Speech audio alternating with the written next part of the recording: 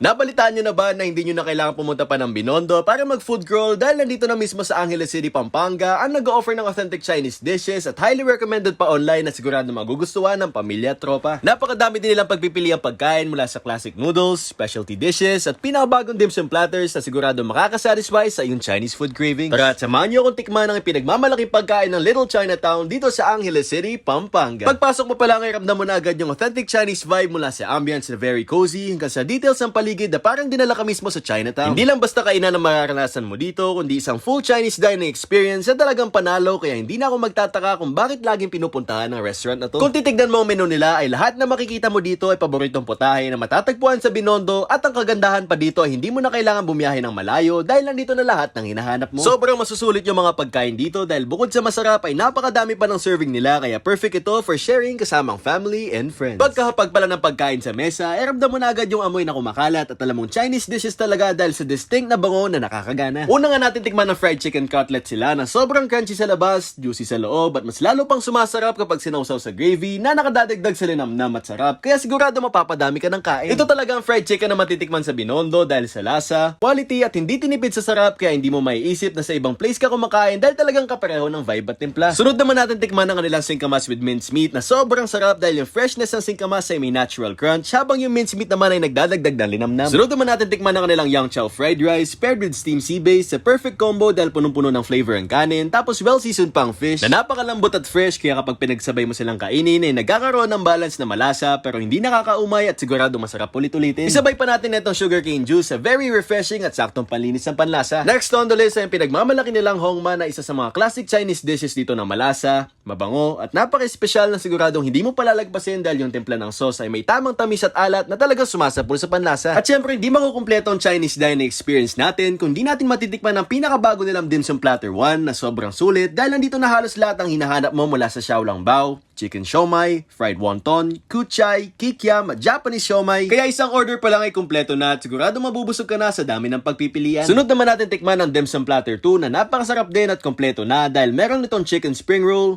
hakaw, siomai, chicken kuchay, fried wonton at Japanese siomai, kaya hindi ka na mahirapan mamili dahil nandito na lahat ng paborito sa isang set at sulit na sulit dahil marami na agad choices, kaya kung fan ka ng dim sum, ito na yung platter na ulit-ulitin mo. Sobrang sulit ng dim sum experience ng platter 1 and 2 dahil lahat ay masarap at very flavorful, kaya kahit ano ang piliin mo ay siguradong panalo ka at hindi ka magsisisi. Sunod naman natin tikman ang kanilang makimi na isa sa mga standout dito dahil malasa ang soup, mahaba yung noodles, tapos yung timpla mismo ay alam mo authentic Chinese style na siguradong comforting at magugustuhan mo, lalo na kung mahilig ka sa mga mainit at masarap na noodle soup. Atin na masubukan ng kanilang fresh lumpia na sobrang lambot kaya napakasarap kainin, at ang kanilang malilamnam na chicken feet na isa sa puntahan ng mga tao dito. Kaya kung gusto mo ng authentic Chinese experience na parang nasa Binondo ka din, tara dito na kayo sa Little Chinatown.